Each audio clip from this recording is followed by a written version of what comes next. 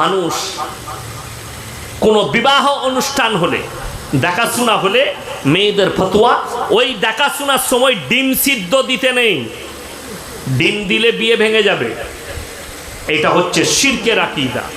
ডিমের মালিক আল্লাহ, মানুষের মালিক আল্লাহ, মুরগির মালিক আল্লাহ, এবং বিয়ে লাগানো ভাঙানোর মালিককে আল্লাহ।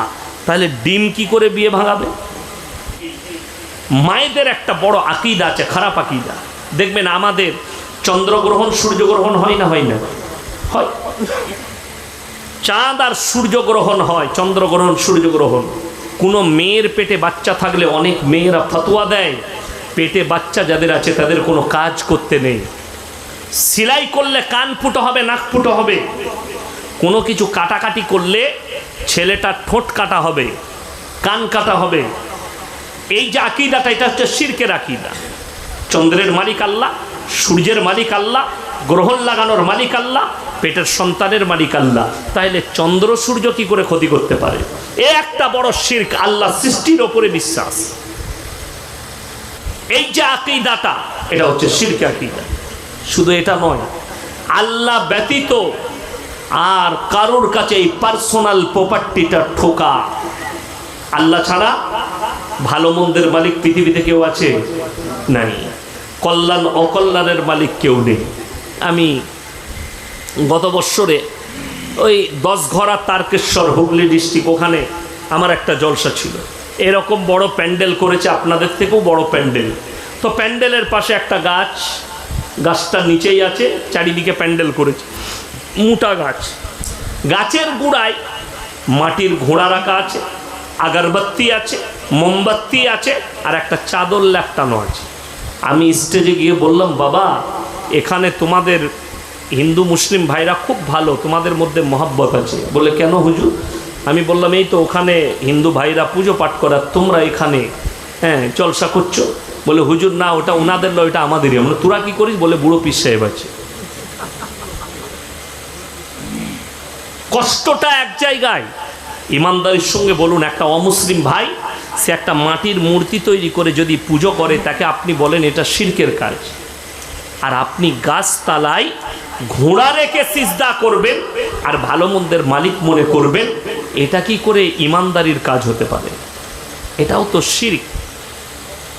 যদি বলেন কোরআনের দলিল দেন, পারা নম্বর 17, যাদের বাড়িতে বাংলা মানে কোরআন আছে খুলবেন আমাকে গালি দেওয়ার আগে, তারপরে আমাকে গালি দিবেন। কিয়ামতের দিনে ডাকা হবে ময়দানে, আপনিও থাকবেন আমিও থাকবো।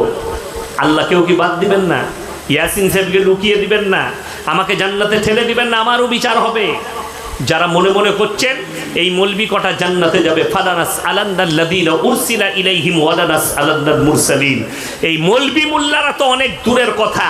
কিয়ামতের দিনে আমি নবী পয়গম্বর রাসূলকেও দাঁড় করাবো, তাদের কাছেও প্রশ্ন হবে, তাদের উম্মতিকেও জিজ্ঞাসাবাদ করা হবে। কেউ বাদ যাবে না, সকলের কাছে জিজ্ঞাসাবাদ হবে। এটা কোরআন সূরা আরাফের প্রথম পৃষ্ঠা 17 পারা শেষ পৃষ্ঠা শেষ রুকুতে আছে, ইয়া আইয়ুহান নাসু যুরিবা মাসালুন ফাসতামিউ লা ইন্নাল্লাযীনা তাদউনা মিন দুনিল্লাহি লা ইয়াখলুকু দুবাবান ওয়ালা বিজতামাউ লা ওয়া ইয়াসলুবুহুমুদ দুবাবু শাইয়্যান লা ইয়াস্তানকিদুহু মিন। হে আমার নবী, পৃথিবীর মানুষকে বলে দাও, তোমরা শোনো, তোমরা আল্লাহ ছাড়া যার কাছে ভালো মন্দ চাইছো তাকে একবার জিজ্ঞেস করে দেখো, তারা একটা মাছি পর্যন্ত সৃষ্টি করতে পারে না। মাছি সৃষ্টি অনেক দূরের কথা। মাছি যদি তাদের কাছ থেকে কোনো জিনিস ছিনিয়ে নিয়ে যায়, সেটা উদ্ধার করার মতো ক্ষমতা নেই। কেন? তারা হচ্ছে শক্তিহীন, আর আমি আল্লাহ হচ্ছি শক্তিশালী। আমার বন্ধুগণ, আমার ভাই, সবাই বলুন নিজেদিকে শিরক থেকে বাঁচাবো, জোরে বলুন ইনশাআল্লাহ। শুধু তাই নয় আমার ভাই, খুব ভালো করে শুনবেন, মানুষ বেঁচে থাকলে পাওয়ার বেশি না মরে গেলে পাওয়ার বেশি? কথা বলে। এখন আমি বেঁচে আছি না নাই? এখন আমি কথা যখন বলছি আমার মধ্যে জীবন আছে।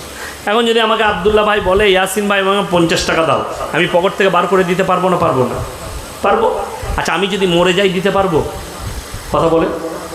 আমাদের দেশের কিছু লোকের আকীদা,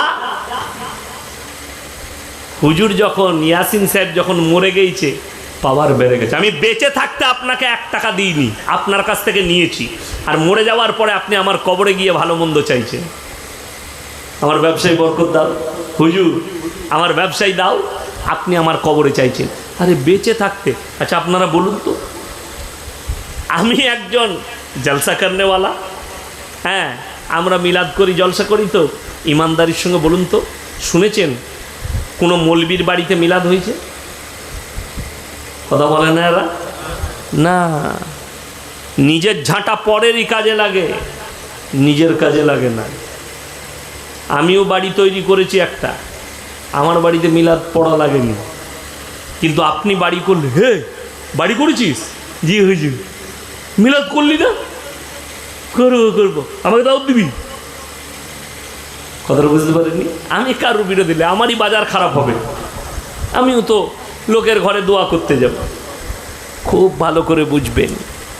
আরে ভাই, দোয়া আপনি বললেন হুজুর বাড়ি করেছি, পানি দেন তো, আমার লেগে একটু দোয়া করে দিবেন, আল্লাহ তোমার বাড়িতে বরকত দেখ, তোমার রুজি রোজগারে বরকত দেখ, তোমার বাড়িকে জান্নাতের বাগিচা বানা। বাড়ি করলে একটা নিয়ত করুন যে আল্লাহ আমি বাড়ি তৈরি করেছি, এই বাড়িতে যেন 5 ওয়াক্তের নামাজ কায়েম হয়, এই নিয়ত করতে হবে, বিসমিল্লাহ।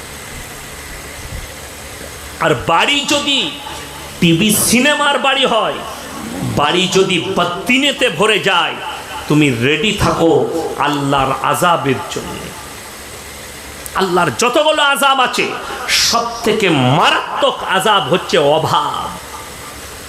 অভাব, এর থেকে বড় আযাব কিছু নেই দুনিয়াতে, আল্লাহ দেওয়া আযাব অভাব। যদি এটা জানতে চান, মোবাইল খুলবেন, যা বড় মোবাইল যাদের আছে,